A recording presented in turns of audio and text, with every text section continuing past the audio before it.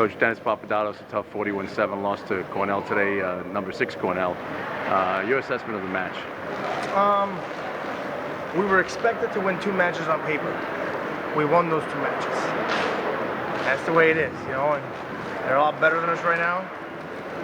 As I told the guys, there was a few points that I thought that we kind of gave up a little bit, but overall, I didn't think we didn't fight.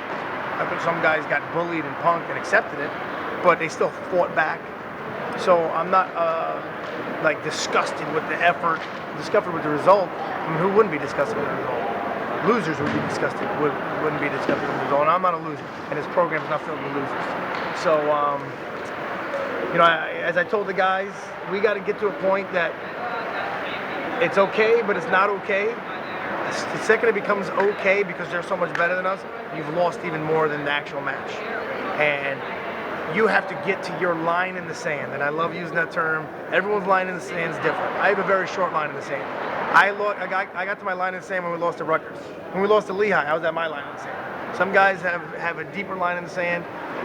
It's my job to push the guys to their line in the sand so they come out swinging. Now, their job gets even harder if the guys don't have a line in the sand. And I'm not saying we don't.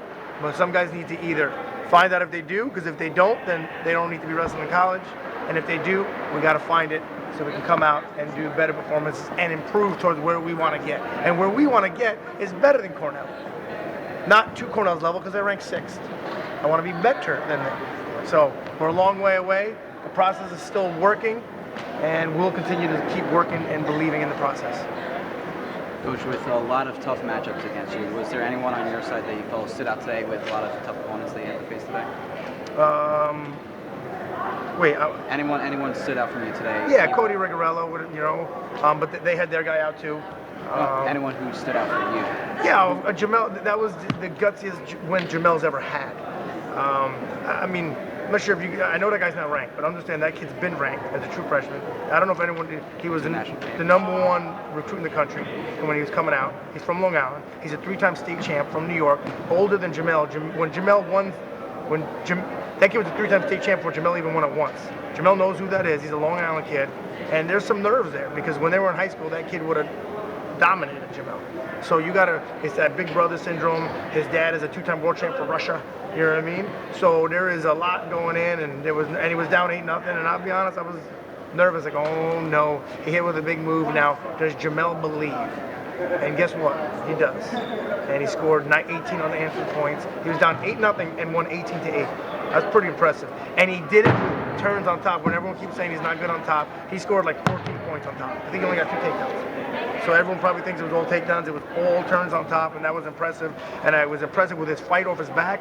I was impressive after he got fought off his back. He got turned again, and he stayed with it. He got out, and he scored points, and he figured it out. And he didn't win. He dismantled. And I was pretty excited about. I was pretty happy with it. I hope and I believe he's arrived. And Jamel's a scary person if he's actually arrived. We'll find out. More to come. Hughes gets the exciting one at the last second. What did you think of his effort? Hughes beat him by 8 points in the New York State Finals, so I wasn't happy with it. I didn't like that he cut him. I didn't like that he was nervous. What are you nervous about? You just beat the kid by 8 2 months ago, and we've gotten better since then. So what are you afraid of? Go out and impose your will, kind of like some of their kids did to us. Like they weren't nervous on us, and they came out and they beat our guy up. Our guy fought, but he beat him up. We had the ability to do that heavyweight, and we didn't. But that's where Hughes struggles a little bit in his belief, you know, where his mindset is. So we'll take the win. It puts him in the straight, you know, in the same mindset. Hopefully he's ready for the IWAs because we'll probably have to wrestle that kid again for the 3rd time for the year. You know how hard it is to beat someone 3 times in the same year, even if you're better than him. So we'll find that. Hopefully it's not that hard because we'll probably run into him again. And what do you tell your players before they come out, knowing that they're playing Cornell? What is your words of encouragement for them coming into a game like this? If you need encouragement, don't do this. Tom Ryan could have punched me in the. I didn't care what Tom Ryan said because I did it for me, and I did it for. Of course, I did it for him because I loved him.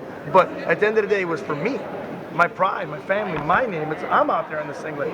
I shouldn't have to encourage you. All I tell them, I don't care if we're wrestling Iowa, I don't care if we're wrestling Sacred Heart, I don't care if we're wrestling. Add a team, Russia, it don't matter. We do the same things. We believe in the same process. We train to beat the best team in the country.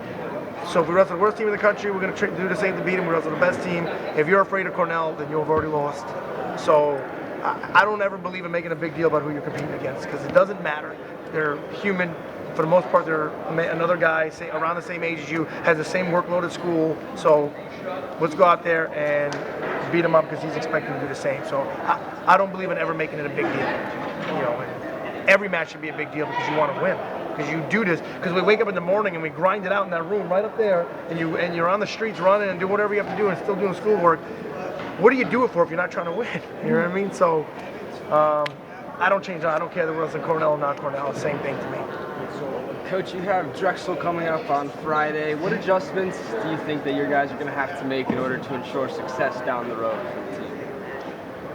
Mindset adjustments, staying consistent in the right processes, because sometimes we stay consistent in the wrong processes today. You know, we need more activity. We need activity. We need to be moving more, forcing guys to wrestle you. If you let guys sit around, bad things can happen. You need to make, you know, and it's a big match for Drexel as well, so they're going to come out swinging, and we need to be able to, they may punch 20 times, so we got to be ready to punch 21, or 40, or 41, or 61, however many it takes, we got to be prepared to do it. So we need to change the mindset to do the little things more consistently, and we should be able to.